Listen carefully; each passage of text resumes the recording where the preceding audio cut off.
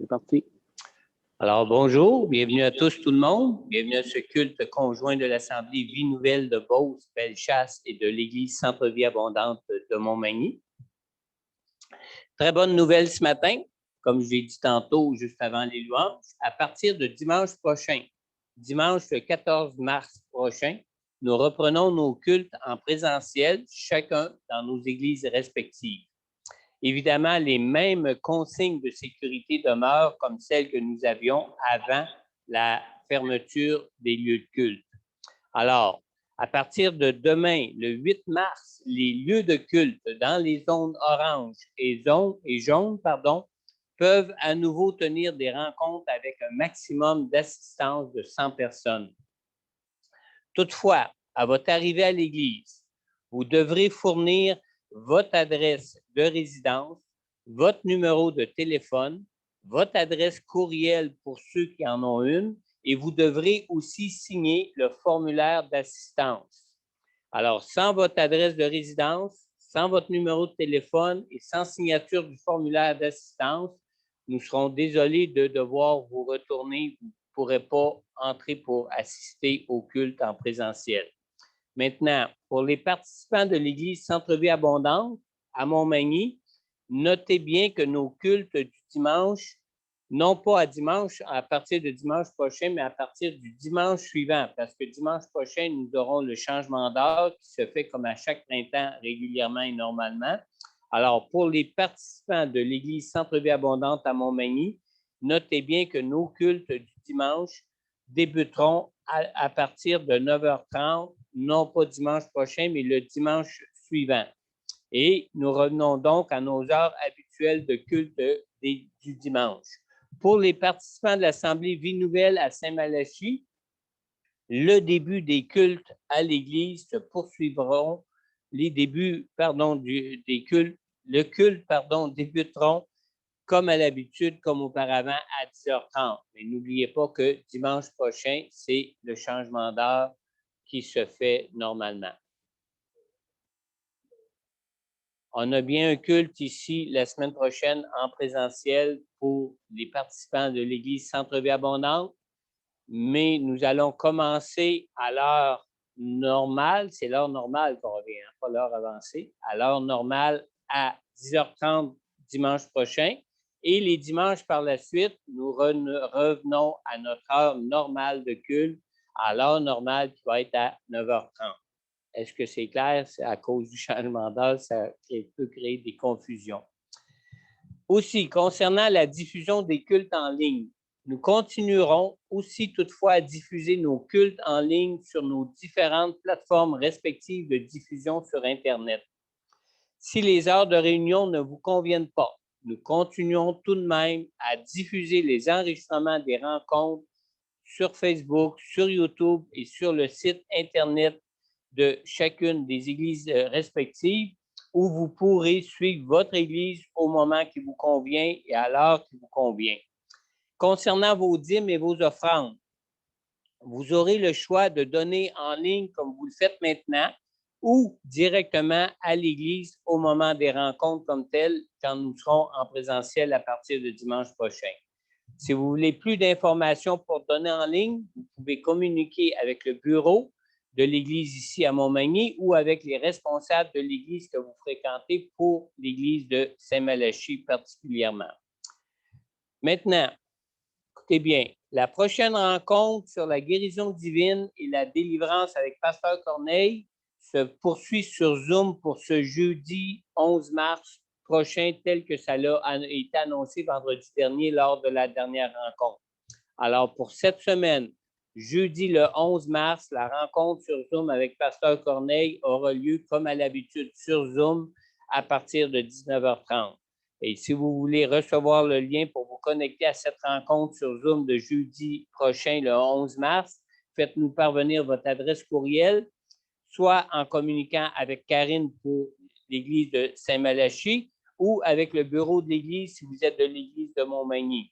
Nous pourrons vous faire parvenir par la suite le lien pour vous connecter à cette rencontre de jeudi sur Zoom.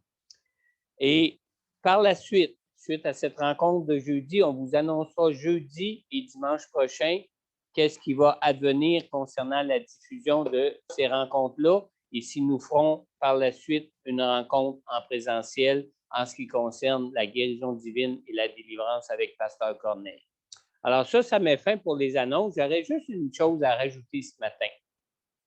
Une chose particulière concernant une prophétie qui est à considérer pour 2021, qui a été donnée d'une façon générale à partir de différentes églises et à partir de différents milieux d'églises pour 2021. C'était une prophétie qui qui disait que le Seigneur était pour faire d'une façon extraordinaire des signes miraculeux et des guérisons ou des signes miraculeux quelconques d'une manière accentuée pour l'année qu'on vit maintenant, l'année 2021. Et vous savez tous qu'on a parlé dernièrement de l'histoire de la résurrection du petit Étan. Le petit Étan qui est le dernier de la famille des Thierry que nous connaissons. Et il y a aussi l'histoire de la mère d'une participante de notre Église. Il y a une prophétie qui concernant l'histoire de la mère d'une participante de notre Église ici à Montmagny. Il y a une prophétie qui a été donnée que le Seigneur était pour la guérir. Cette dame souffrait d'hémorragie qui exigeait des transfusions de sang constamment. Alors, les médecins lui avaient dit que la médecine ne pouvait plus rien faire pour elle.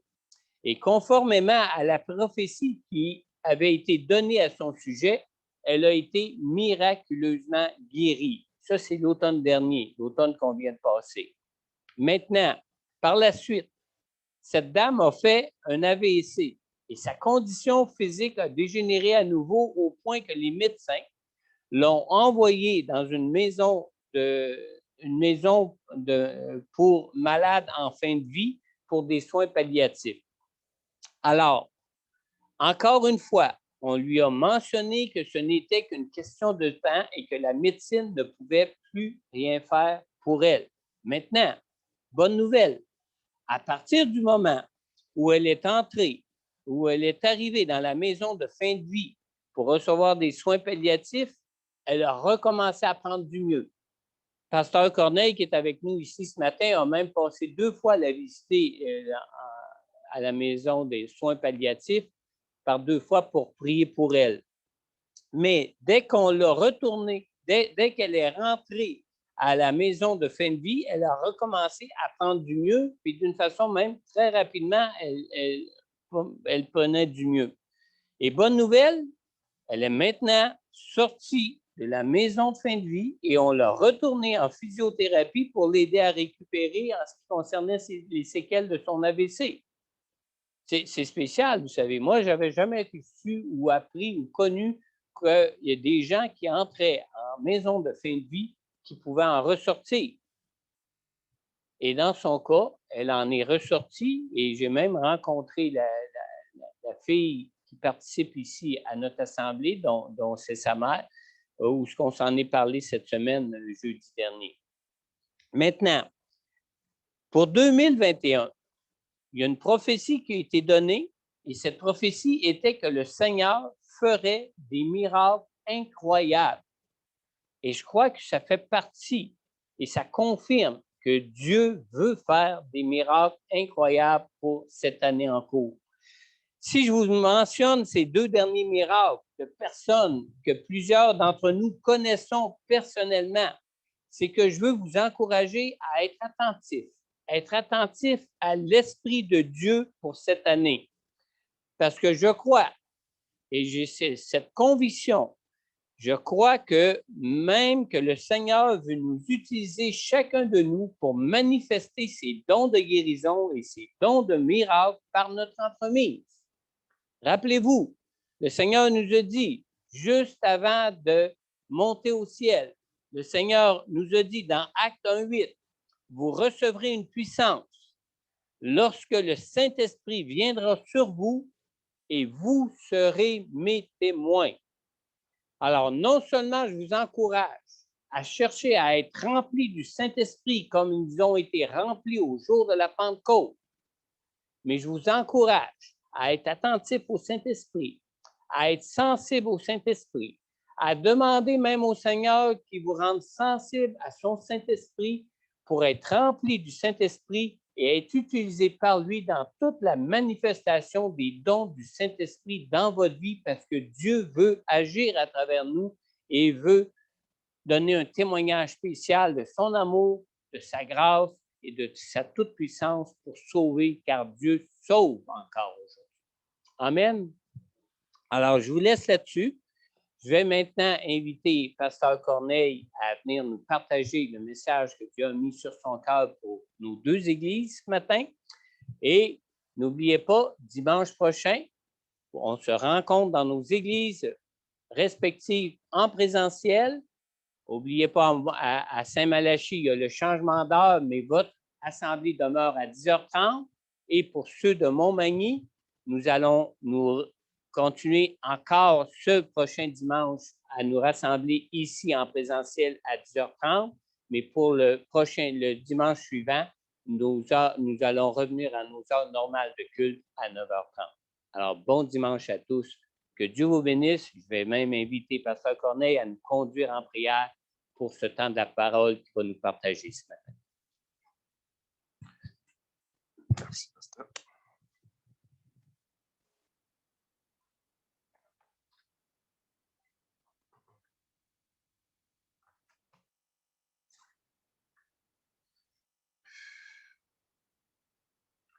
Bien-aimé, bonjour. Nous prions. Seigneur, nous te bénissons et nous te rendons grâce. Qui est comme toi, ô Éternel? Qui est semblable à toi, Père trois fois saint? Dans les cieux et sur la terre, il n'y a point ton pareil. Nous venons te dire merci pour la grâce, le privilège que tu nous accordes d'être en ta présence. Nous te disons merci pour toutes les batailles que tu mènes pour ton Église. Seigneur, tu as dit, et je bâtirai mon Église. Les portes des séjours des morts ne prévaudront point contre elle.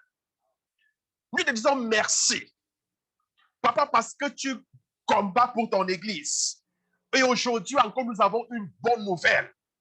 Nous pouvons avoir une assistance d'au moins d'autres 100 personnes dans nos cultes. Qui peut accomplir ces choses si ce n'est toi, ô Éternel? Parce qu'en réalité, le cœur des rois, le cœur des dirigeants se trouve entre tes mains. Tu les inclines ici et là.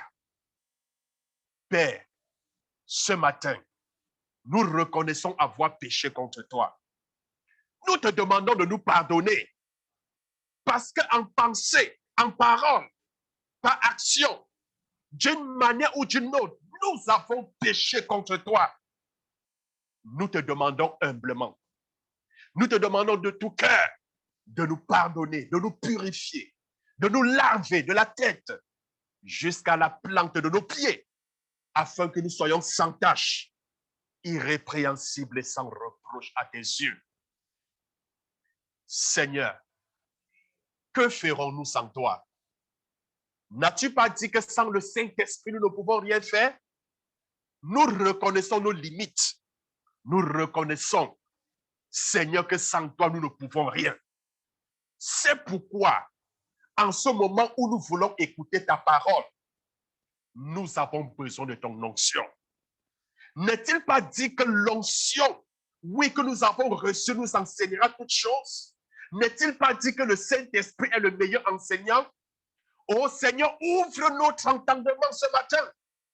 Donne-nous d'écouter et de comprendre ta parole et surtout de la mettre en pratique. Mon Dieu, n'est-il pas dit que ta parole est vivante et efficace? Elle est comme une épée à double tranchante. Seigneur, tu as envoyé ta parole. Laisse que ta parole ce matin puisse nous guérir. Que ta parole ce matin puisse nous délivrer. Que ta parole ce matin puisse nous bénir. Et d'un commun accord, ô Éternel, nous nous levons contre tout esprit qui pourrait se lever contre la connaissance de ta parole. nous nous opposons, Éternel, contre tout esprit qui pourrait entraver l'accomplissement de ta volonté ce matin. Nous les mettons hors d'état de nuire et nous déclarons que seul Jésus soit le maître de cette séance. Reçois donc l'honneur et la gloire, ô Éternel. Au nom de Jésus-Christ, nous avons prié. Amen. Ah, bien-aimé, rebonjour. Je ne sais pas, je suis content lorsque je suis dans la présence du Seigneur. J'ai la joie dans mon cœur. Amen. Ce matin, je voudrais vous parler du baptême d'eau. Vous avez certainement suivi les enseignements sur le baptême d'eau, mais je voudrais que tu écoutes avec l'oreille spirituelle, parce que forcément, si le Seigneur a voulu que je puisse vous reparler du baptême d'eau, c'est parce qu'il y a certains mystères que le Seigneur voudrait que vous compreniez. Vous savez, bien-aimés, Jésus a ordonné à tous ceux qui croient en lui d'être baptisés dans l'eau. Dans l'eau. Alors, si je prends mon dictionnaire Larousse, je regarde la signification du mot baptisé. Baptisé, littéralement, veut dire immergé. Alors, si je dis en bon français, baptiser quelqu'un dans l'eau ou baptiser un objet dans l'eau, c'est plonger cet objet dans de l'eau, c'est immerger cet objet dans l'eau. Alors, si je dis baptiser, par exemple, un objet dans de l'eau, si je prends l'eau, je verse sur l'objet, ce n'est pas baptisé, au sens littéral même du mot baptisé. Ce n'est pas baptisé. Alors, bien aimé, nous voyons dans Matthieu au chapitre 28, le verset 18 et le verset 19. Jésus s'étant approché, leur parla ainsi. Tout pouvoir m'a été donné dans le ciel et sur la terre. Allez, faites de toutes les nations des disciples, les baptisant au nom du Père, au nom du Fils et au nom du Saint-Esprit. Alors, le baptême ainsi mentionné, bien-aimé, signifie tout simplement une immersion totale.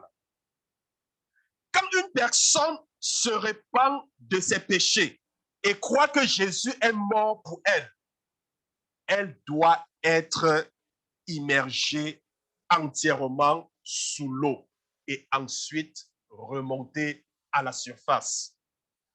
Amen. Cette action doit avoir lieu devant des témoins. Alors, on se pose la question, pourquoi Jésus a-t-il ordonné à ses disciples de faire une chose aussi étrange? Ça semble étrange, n'est-ce pas? On te plonge dans l'eau et puis tu remontes à la surface, mais c'est une chose étrange. Pourquoi a-t-il ordonné de faire une chose aussi étrange?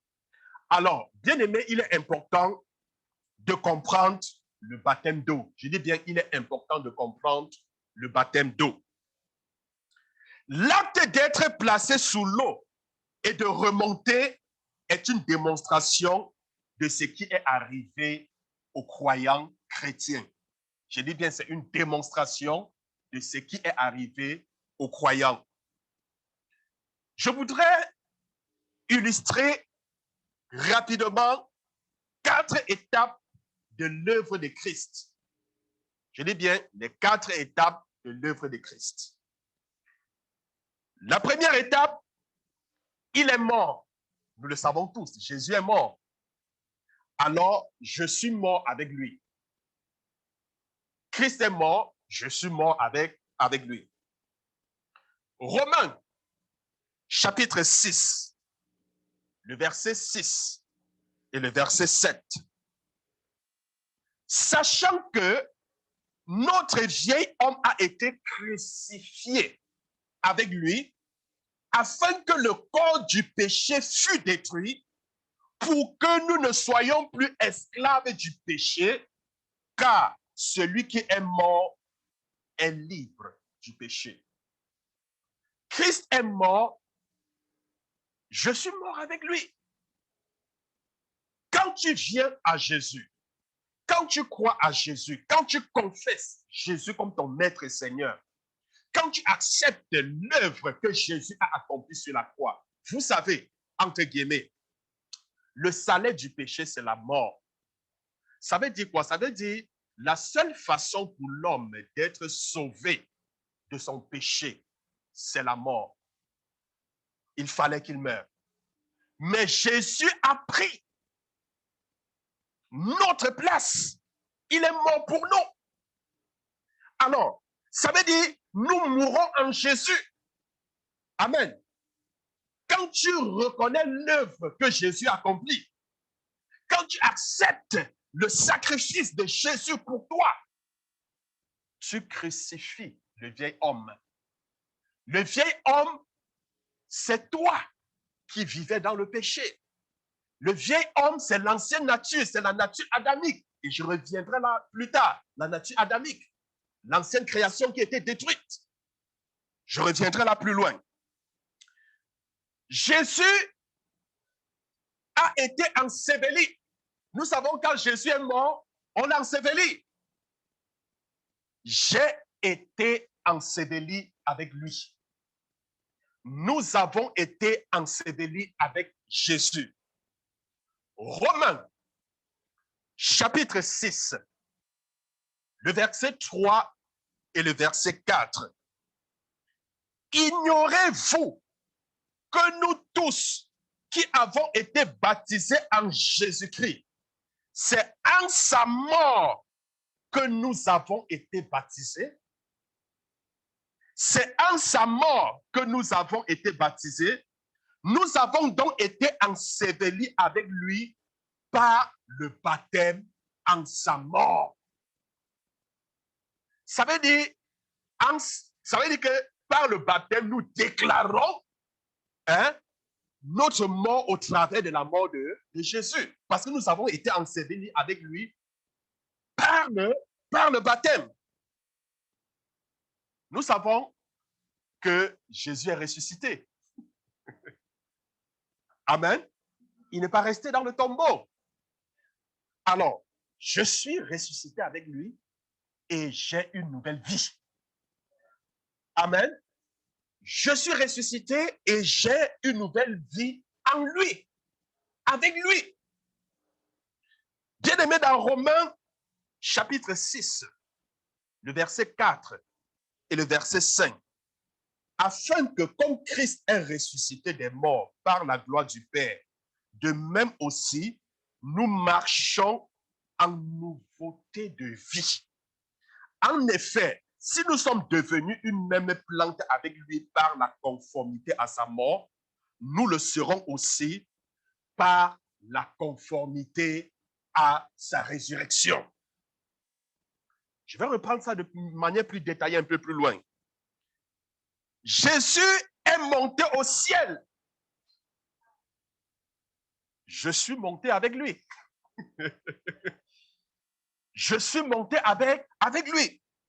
Mais la Bible dit, regardons dans Éphésiens chapitre 2, verset 6. Éphésiens chapitre 2, verset 6. Est-ce que quelqu'un peut nous faire la lecture dans la salle rapidement? Oui.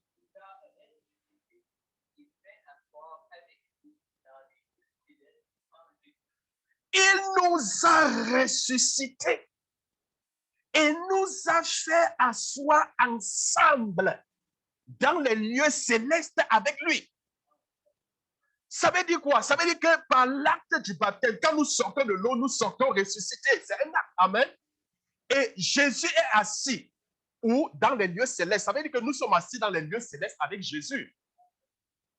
Jésus, qu'est-ce qu'il fait dans les lieux célestes? La Bible dit, il est assis à la droite de Dieu dans les lieux célestes, au-dessus de toutes les dominations, au-dessus de toutes les autorités, au-dessus de toutes les puissances. Ça veut dire quoi? Ça veut dire que si nous sommes ressuscités et si nous sommes assis dans les lieux célestes avec lui, ça veut dire que nous sommes au-dessus de toutes les autorités, nous sommes au-dessus de toutes les puissances, nous sommes au-dessus de tous les pouvoirs de l'ennemi. Est-ce que je peux comprendre? Amen. Bien-aimé,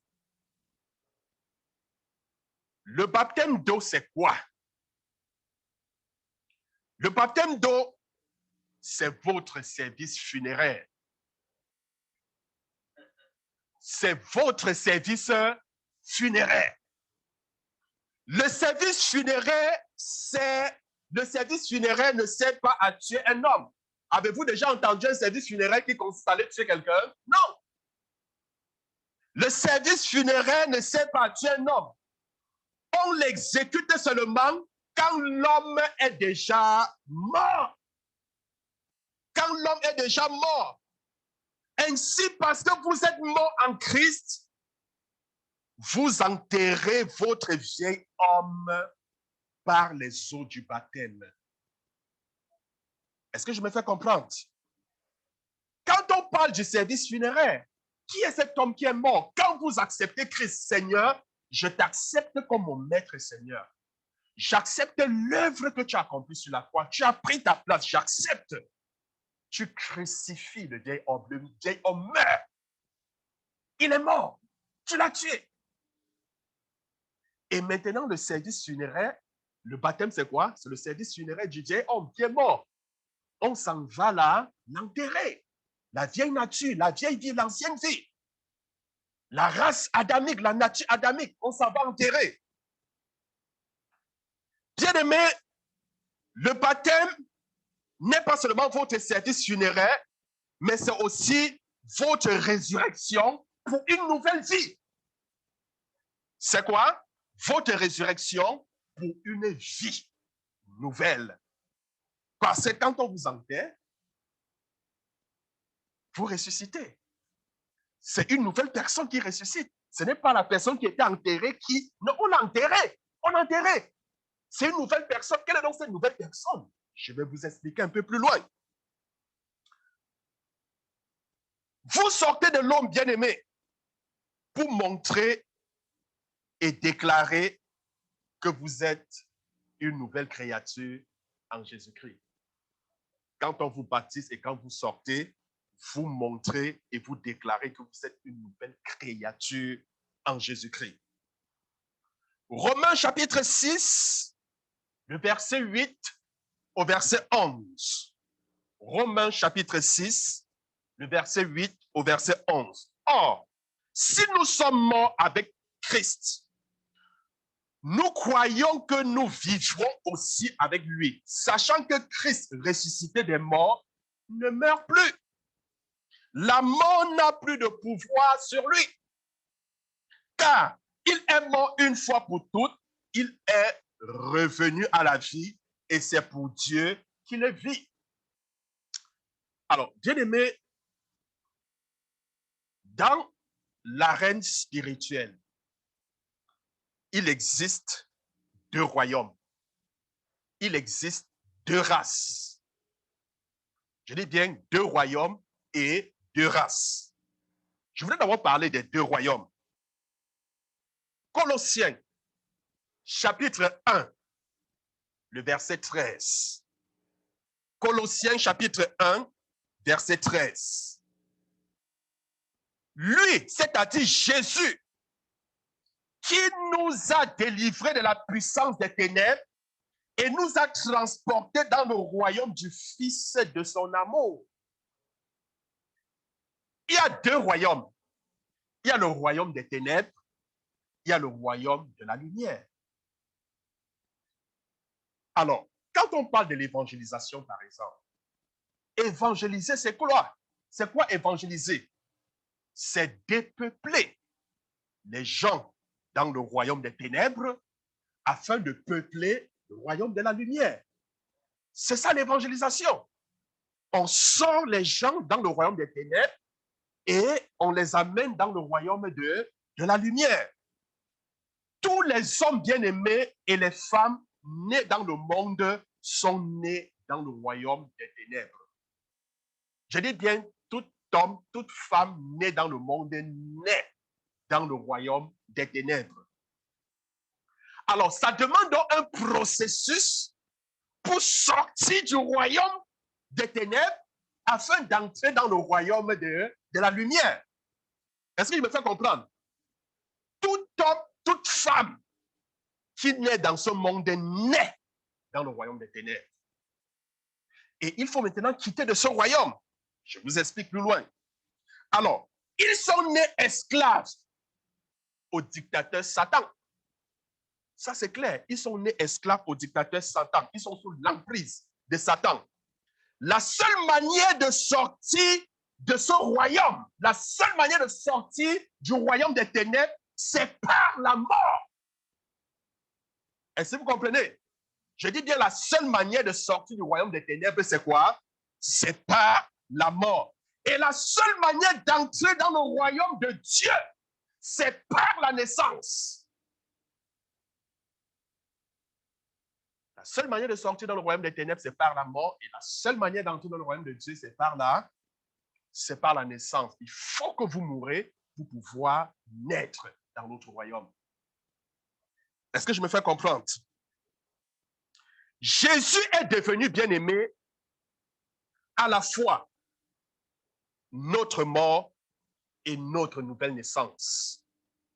Nous déclarons cela par le baptême d'eau. Est-ce que je peux entendre Amen? Nous le déclarons par le baptême d'eau. Il est notre mort et notre nouvelle naissance. Il y a deux races. Il y a deux races. Tout comme il y a deux royaumes, il y a dans chaque royaume une race différente de personnes.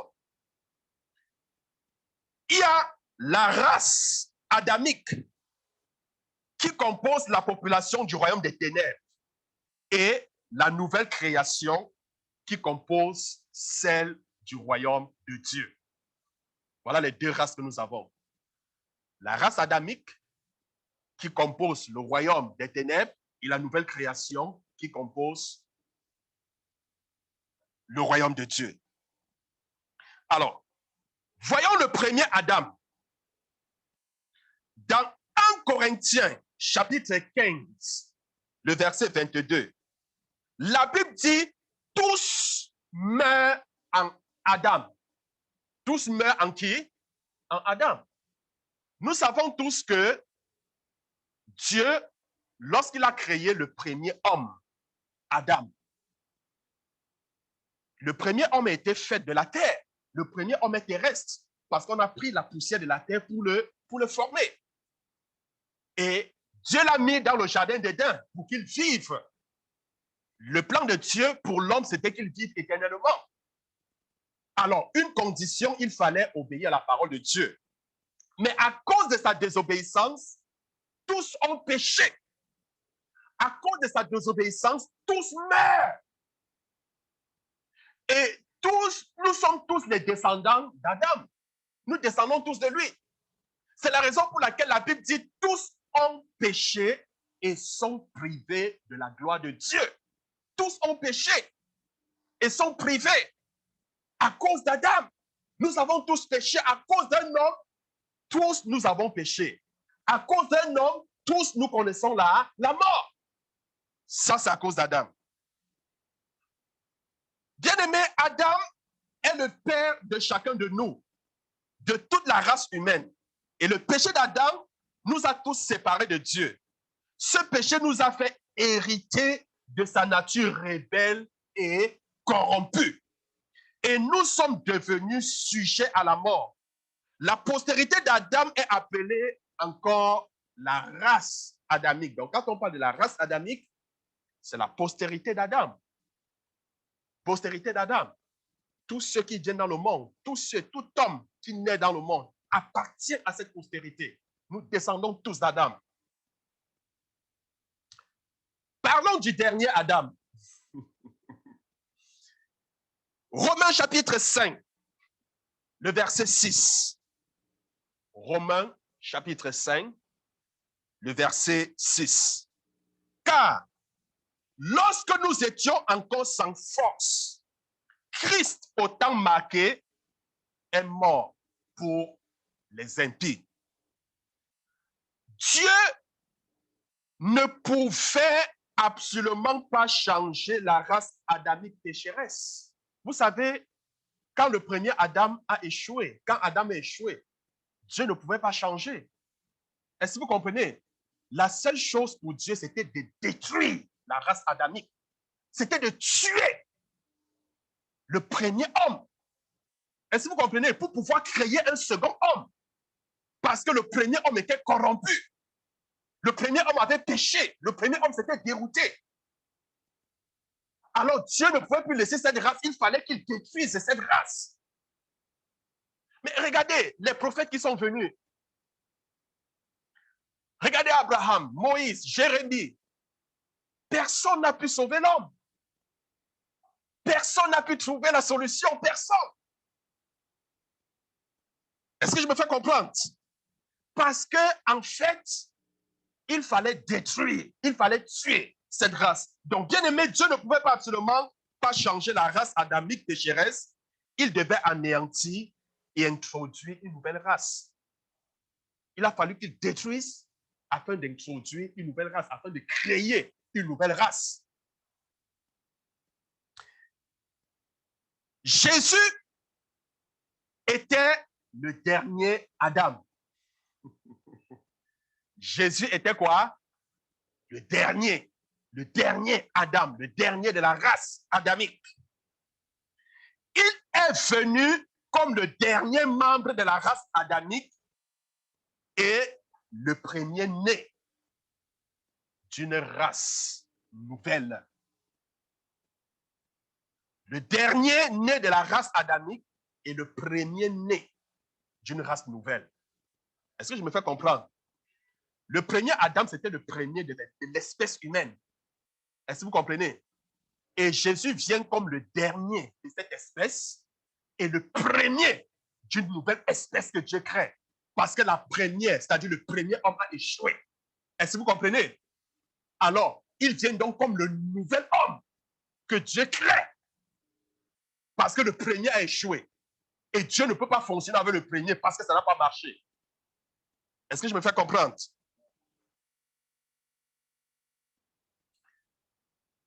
Bien-aimé, quand Jésus était pendu sur la croix, il représentait le dernier Adam. Le dernier à être né de la race adamique. Est-ce que vous comprenez? Quand il était pendu, c'était le dernier Adam. C'était l'image qui est représentant du dernier Adam. Quand il est mort sur la croix, la race adamique et la nature adamique sont mortes avec lui. La race et la nature adamique du premier homme sont morts avec Jésus sur la croix. Dieu a tué la création pécheresse en Jésus. Dieu a détruit la création pécheresse en lui. La race adamique est morte. Je dis bien, est morte en Christ. Parlons du second homme. 1 Corinthiens chapitre 15, le verset 22. 1 Corinthiens chapitre 15, le verset 22. Et comme tous meurent en Adam, de même aussi, tous revivront en Christ. Vous savez, Dieu avait dit au premier Adam, Dieu avait dit à Adam, le jour que tu mangeras de ce fruit, tu mourras. C'est à cause d'Adam que nous mourons aujourd'hui. Amen. Alors, si par un, tous meurent, alors aussi par un, tous vivront. Amen. Alors, ça veut dire quoi? Ça veut dire que tous ceux qui croient en Jésus, tous ceux qui s'alignent derrière Jésus, auront la vie éternelle. Parce que par un, la mort est venue et par l'autre, la vie est venue. Donc, la vie est venue en Jésus-Christ. En Jésus, nous vivons. Gloire à Dieu. Bien-aimé, Jésus est venu comme l'homme nouveau. Je dis bien, Jésus est venu comme l'homme nouveau envoyé par Dieu. Il est venu comme une nouvelle race, hein, créée au travers de lui. Jésus est ressuscité des morts, non comme le dernier Adam, mais comme le second homme, le chef de la nouvelle création. Est-ce que je peux entendre Amen? Oui, il est venu comme le chef, le premier d'une nouvelle création. C'est la raison pour laquelle, au travers de Jésus, Dieu a fait de nous ses enfants. Nous sommes ses enfants à cause de lui. Christ nous a enfantés en Dieu. Gloire à Dieu. Bien-aimés, prenons nos Bibles rapidement dans 1 Corinthiens chapitre 15, le verset 45 au verset 49. 1 Corinthiens chapitre 15, verset 45 au verset 49. C'est pourquoi il est écrit, le premier homme, Adam, devint une âme vivante. Le dernier Adam, c'est-à-dire Christ, est devenu un esprit vivant. Le premier homme tiré de la terre est terrestre. Le second homme est du ciel. Ah, bien aimé, est-ce que vous comprenez? Le premier homme a été tiré de la terre. Ça veut dire qu'il est terrestre. Ainsi sont les terrestres, ainsi sont les célestes. Le second homme a été tiré d'où? A été tiré du ciel. Il n'a pas été tiré du sol. Ah, bien aimé, je peux comprendre pourquoi Jésus pouvait dire, bien que vous êtes dans le monde, vous n'êtes pas du monde. Est-ce que je peux comprendre? Amen. Oui, parce que nous, quand on vient à Jésus, on est. Nous sommes une nouvelle création. Nous sommes une nouvelle créature. Nous sommes ses enfants. Je peux maintenant comprendre. Jésus a dit, je m'en vais vous préparer une place, afin que là où je suis, que vous y soyez aussi. Parce que le second homme est tiré du ciel. Sa place n'est pas sur terre, mais sa place est au ciel. Alors ceux qui disent que le paradis sera sur terre, je ne sais pas s'ils vont rester dans la nature adamique. Oui, parce qu'il y a des doctrines qui stipulent, certains gens qui disent que le paradis sera terrestre. Moi, je l'ai dit tout simplement, je viens du ciel. Je ne viens pas d'ici. Amen. Oui, parce que je suis né de Dieu. Je viens de Dieu. Ma demeure est au ciel. Et Jésus a dit, si je suis sur terre, mais je ne suis qu'un ambassadeur représentant. Hein? Mon pays, ma nation, c'est la cité céleste. C'est le paradis. Gloire à Dieu. Alors, bien aimés, nous devons donc comprendre donc que, bien que nous sommes sur terre, nous sommes des citoyens du ciel. Et Jésus a dit qu'il allait nous préparer une place, afin que là où il se trouve, que nous y soyons aussi. Alors, bien aimé, je continue la lecture. La Bible dit, tel est le terrestre, tels sont aussi les terrestres, et tel est le céleste, tels aussi sont les célestes. Et de même que nous avons porté l'image du terrestre, nous porterons aussi l'image du céleste. Nous porterons l'image du céleste. Bien aimé, le second homme n'appartient pas à la terre, mais il appartient au ciel.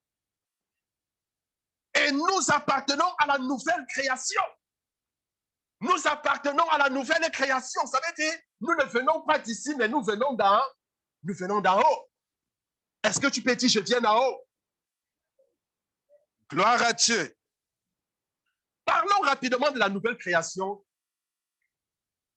La Bible dit dans 2 Corinthiens, bien aimés, 2 Corinthiens chapitre 5, le verset 17. Si quelqu'un est en Christ, il est une nouvelle création. Les choses anciennes sont passées. Et voici, toutes choses sont devenues nouvelles. Est-ce que vous pouvez maintenant comprendre la portée de ce verset? Si quelqu'un en Christ, il est une nouvelle créature. Il est une nouvelle créature. L'ancienne créature est morte. L'ancienne créature est décédée. Et bien aimé, par le baptême d'eau, nous déclarons à tous nos amis et à tous ceux que nous connaissons que nous ne faisons plus partie de la race adamique et du royaume des ténèbres. Nous sommes une nouvelle création en Christ et nous appartenons au royaume de Dieu. Nous appartenons au royaume de Dieu. Bon, maintenant, certains vont forcément me poser la question, mais pasteur, qu'en est-il de ceux qui ont cru, mais qui ne sont pas fait baptiser, qui sont morts? Je voudrais bien prendre l'exemple du brigand sur la croix. Quand Jésus était sur la croix, il y avait deux personnes, il y avait deux brigands, l'un à sa gauche et l'autre à sa droite. L'un s'est mis à insulter Jésus. Et l'autre l'a repris. Il lui dit, ne crains-tu pas Dieu? Il reçoit la même sentence que toi. Lui, il n'a rien fait pour mériter cela. Mais nous méritons ce qui nous arrive. Ce dernier a reconnu la dernière heure. Il a reconnu que Jésus était le Messie. Et il s'est tourné vers Jésus en lui disant, souviens-toi de moi, ô Seigneur. Souviens-toi de moi, ô Jésus, lorsque tu reviendras comme moi. Et Jésus lui dit, je te le dis en vérité. Ce soir même, je te dis, ce soir même, tu seras au paradis avec moi. Il a cru. Mais est-ce qu'il s'est fait baptiser? Non. Mais il allait au ciel. Amen. Juste pour dire quoi? J'ai prêché aux gens qui ont accepté l'évangile, mais ils n'avaient pas la possibilité de se faire baptiser. Ils ont cru. Vous croyez qu'ils sont là en enfer parce qu'ils ne sont pas fait baptiser? Non. Ils sont allés au ciel parce qu'ils n'avaient pas la possibilité de se faire baptiser. Est-ce que vous comprenez?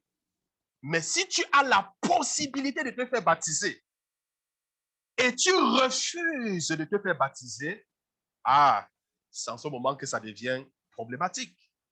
Hein? C'est en ce moment que ça devient un problème. Alors, quelle est la conséquence en fait du refus de se faire baptiser? Quelle est la conséquence? Dans Luc chapitre 7, le verset 30. Luc chapitre 7, le verset 30. Mais les pharisiens et les docteurs de la loi, en ne se faisant pas baptiser par lui, ont rendu nul à leur égard le dessein de Dieu. Vous annulez tout simplement le plan de Dieu pour votre vie.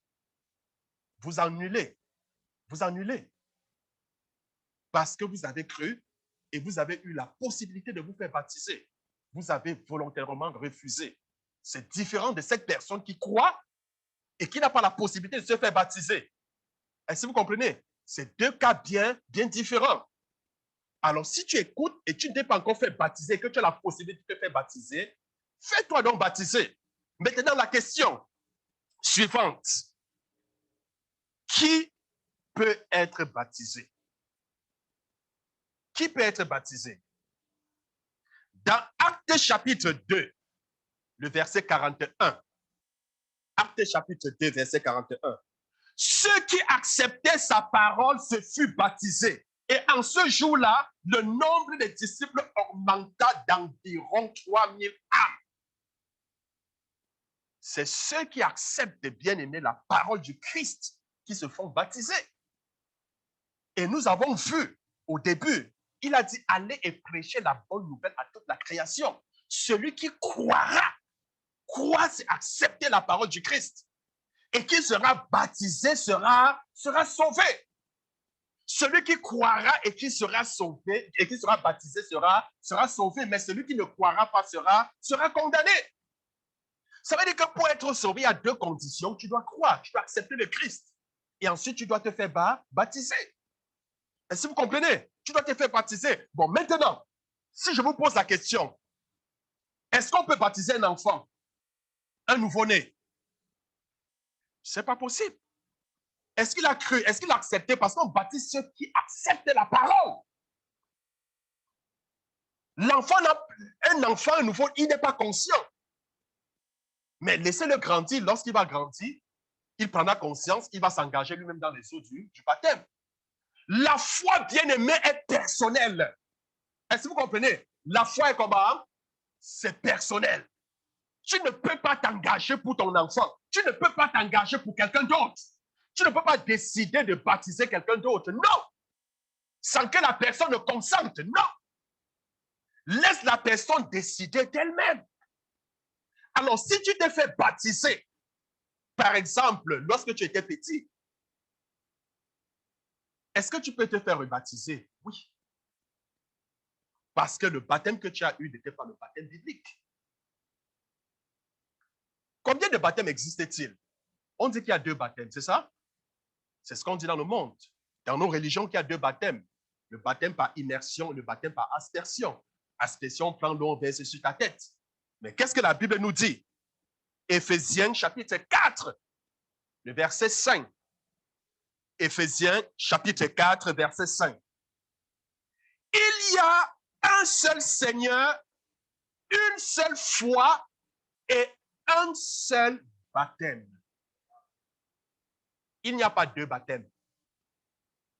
C'est que la religion nous dit, nous trompe. Il y a un seul baptême, lequel?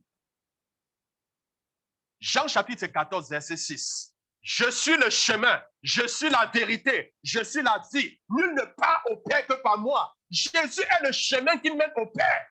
Bien aimé, ça ne sert à rien de philosopher, de raisonner. Jésus nous a montré l'exemple. Suivons donc l'exemple de Jésus. Comment est-ce que Jésus s'est fait baptiser? Il s'est fait baptiser par immersion. Alors, si Jésus s'est fait baptiser par immersion pour nous montrer le chemin, parce qu'il a dit qu'il est le chemin, pourquoi donc tu verses l'eau sur ta tête? Pourquoi? Pourquoi? Les gens vont essayer de raisonner, ainsi de suite. En fait, le baptême par aspersion, quand vous regardez l'histoire même de l'Église, ça vient du roi Constantin. C'est un roi assez orgueilleux. Donc, lors d'une cérémonie de baptême, il n'a pas voulu aller au saut du baptême avec les autres. Donc, il a donc demandé à ce qu'on apporte de l'eau, qu'il reste assis, et puis qu'on verse l'eau sur sa tête pour le baptiser. C'est comme ça qu'on a instauré le baptême par aspersion. Suivons le chemin qui est Jésus. Suivons le chemin qui est Jésus. Amen. Il est le chemin, il est la vérité et il est la vie. Gloire à Dieu. Alors, bien-aimé, toi qui m'écoutes, est-ce que tu as déjà pris l'engagement de te baptiser? Ou alors, tu te posais la question, est-ce que je peux me faire baptiser 2 fois? Parce que tu n'avais pas reçu le bon baptême. Certains même se sont fait baptiser, pas parce qu'ils acceptaient la parole de Dieu, non, parce qu'ils marchaient selon les principes de la religion. Ils étaient encore dans le monde, ils se faisaient baptiser aussi par conformité, aussi comme ça. Souvent même, c'est pour organiser un party. Hein? Donc, il s'est fait baptiser, puis il invite les gens sur le party. Hein? Et pendant le party, ce sont les cigarettes. Hein? Hein? Les cigarettes, drogue. Quelle manière drôle de célébrer le baptême. Hein? Finalement, on se moque de qui? On ne se moque pas de Dieu. Donc, si c'était ce genre de baptême que tu as eu, mais écoute, ce n'est pas le bon baptême. Oui. C'est pas le bon baptême. Tu dois accepter.